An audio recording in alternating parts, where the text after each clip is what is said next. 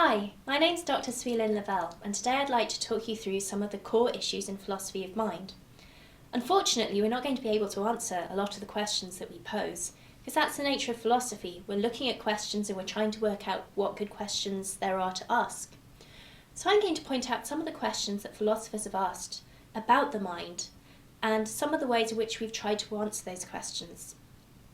In particular, I want to focus on why philosophers and psychologists often talk about the mind using the metaphor of a computer. Why has this so gripped the imagination?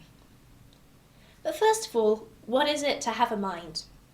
Okay, well, one philosophical technique that people use when you're trying to find out more about a particular property is that you look at something which definitely doesn't have that property. So here's a tennis ball. What happens to a tennis ball in an average day? Well, if it's my tennis ball, it gets thrown about, it gets bounced on the floor, and it annoys the people in the flat below me. Then I'll take it out into the garden, chuck it around a bit, leave it on the ground. The dog will come, pick it up. Maybe it will get rained on, it'll get slightly eroded, it will get soggy. Maybe the rubber will contract and expand a bit. And that's it for the tennis ball. Tennis balls don't have a very interesting existence. They get beaten about. Things happen to them, but they don't really instigate things happening in the world. The second example is a dog. Now, what kind of day does a dog have? Well, a dog gets up and the first thing it's usually thinking about is food. So dogs think about food, they think about staying warm, they think about finding shelter, they think about belly rubs or try and find you and get your attention. Sometimes the dog will go out into the garden, find a tennis ball, play with that a bit, come back and have a sleep. That's the day in the life of the average Scottish dog. Now take me. In many ways, I'm like the dog. I woke up this morning and the first thing I thought was, brr, it's cold. Don't want to get out of bed. Like the dog, in my life, I seek warmth and shelter. The second thing I thought when I woke up was, what's for breakfast? Like the dog, I think a lot about food. So, what I have in common with dogs are certain traits such as wanting food, wanting warmth, wanting shelter, and I'm able to change my environment to bring those things about. Just like the dog's able to go inside if it wants to keep warm, I can go into my flat if I want to keep warm. Tennis balls, well, they don't have that same sort of desire to keep warm, they just stay where they're put. But while I'm very similar to the dog in some respects, I'm also quite different. Here are some ways in which my mind is different from the dog's. First of all, I can evaluate my own thoughts. So maybe I'm thinking about the party I went to last night, and I think, God, I really didn't like that guy. Can't really put my finger on what it was about him that I didn't like, but I didn't like him. And then I catch myself thinking these thoughts and think, hey, Swelin, you're being really prejudiced. Why are you thinking this? And then I might think back and think, oh, he has the mannerisms of someone I didn't like very much at school, and I shouldn't hold that against him. So I'm wrong to think that this person isn't very nice. So there I had a thought, I've got a negative reaction to this person. But then I can have a thought about a thought. I can think about why I had that thought and try and evaluate why I had it. And to be honest, a lot of human gossip is centred around thinking about our thoughts. It's one of our favourite things to do when we go for coffee with people is, I thought this and I thought, why did I think that? The second thing about human minds, which is interesting, is that we can think about things. So I've just said that we can think about thoughts. But thoughts aren't the only things we can think about. We can make plans for the future. I can think about states of the world that don't actually exist yet. I can think about what I might be like when I'm 60 and whether I'm going to wear purple. I can think about what it would be like if I owned a 5-legged, fire-breathing unicorn. 5-legged, fire-breathing unicorns don't exist as far as I'm aware, but that doesn't preclude me thinking about it. So as humans, we're able to think about not only things that are immediate and around us in our environment that we can see, but we can also think about things like 5-legged, fire-breathing unicorns that don't exist. And this is a very tricky aspect of human thought. It comes to us so naturally that we can think about things. I can think about a 5-legged, fire-breathing unicorn. I could think about what I want for my lunch later on.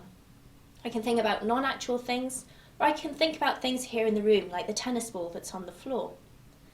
But what is it that makes thoughts about things? If we're going to give a description of a thought, how are we going to capture that aboutness, that this thought is about a tennis ball, that right now I'm thinking about my holiday in Paris? How can we capture that aboutness?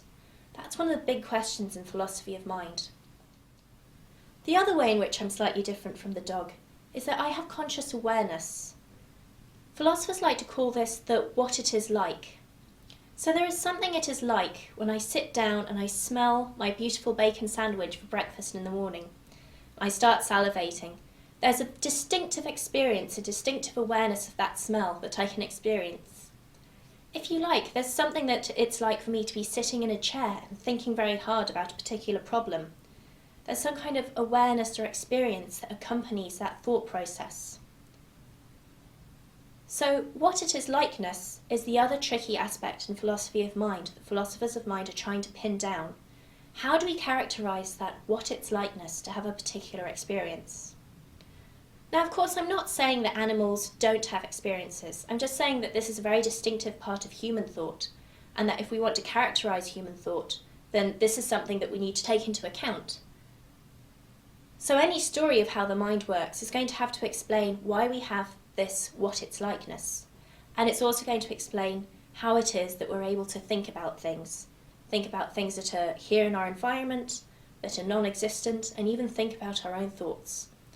So those are the core issues in contemporary philosophy of mind. Perhaps the most iconic philosopher of mind is a 17th century philosopher, René Descartes. Now, Descartes was very famous for putting forward a particular view of how the mind worked. Descartes believed that minds had to be made of fundamentally very different stuff from physical bodies. So he thought that there were two types of substance in the world. There's physical stuff, stuff that our bodies are made out of, stuff that trees are made out of, irons, metals, things in the world. But then there was this other fundamentally different substance, which was immaterial. It couldn't be studied by science, it couldn't be tracked by any of our best scientific instruments. It was an immaterial substance, and that was what our minds were. So Descartes thought that for every human being, there were two bits of stuff, if you like. Each human being has a physical form, which is your kind of average compounds of H2O, other chemicals, hormones that make up the human body. And in addition to this, there was this immaterial stuff, and that was the mind. Now, this view is often known as substance dualism. Dual because it poses two things, and substance because it's posing two different substances. Material substances, which worldly things are made out of, including human bodies, and immaterial substances, which minds are made out of. It's also known as Cartesian dualism. Now, there are some significant problems with Descartes' view, including problems with the argument that he uses to argue for why minds and bodies have to be made out of fundamentally different things. And if you'd like to find more about that particular argument, you can look it up on the supplementary materials. However, the problem I'd like to draw your attention to is the problem of causation. Now, the problem of causation was brought forward to Descartes by Elizabeth of Bohemia. Now, she was one of Descartes' pupils, and a very bright pupil she was as well. And she wrote to Descartes, asking, if we have this immaterial substance, then how does it affect changes in the physical body? So she says, look, in order for physical things to move, they have to be moved by another physical thing. So for a rock to roll down the hill, someone has to push it, or perhaps you need to have an earthquake that shakes it, but it needs some impetus from another physical object to start its journey down the hill. And she says, look, human beings, they're exactly the same. In order for them to move, in order for them to affect changes in the world, there has to be some kind of physical impetus that changes the physical state of our body such that we can move. Princess Elizabeth of Bohemia said, look, if thoughts are made out of immaterial substance, then that substance isn't physical. But how can it then interact with a physical body so as to affect changes in the world. Because it's a fundamental feature of thoughts that they can cause our bodies to move. If I think I know the answer to a question in a test, I'll put my hand up. What caused me to put my hand up? Well, it was my thought that I knew the answer to that particular question. If I want to buy some chocolate, then I'll set off and I'll get my coat and I'll walk out the door and go to the shops. What caused that particular behaviour? Well, it was my desire for chocolate. It was my particular thought. So, thoughts, beliefs and desires can cause particular behaviours. Behaviours happen in physical bodies. And Princess Elizabeth of Bohemia wanted to know how on earth an immaterial substance, which was so fundamentally different from the physical stuff, how this immaterial stuff could cause a physical thing to move. This is known as the problem of causation, and it's a very tricky one for Descartes and for substance dualism.